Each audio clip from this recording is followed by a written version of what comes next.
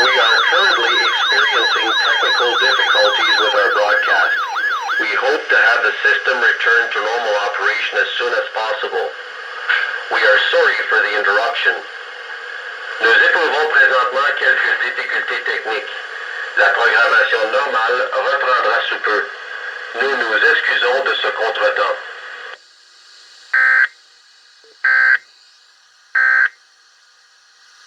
There we go. Tous écoutez présentement